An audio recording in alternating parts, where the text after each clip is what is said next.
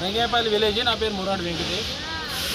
మేము ఒక 1990లో ఇల్లు కట్టుకున్నాము రంగేపల్లి గ్రామంలో.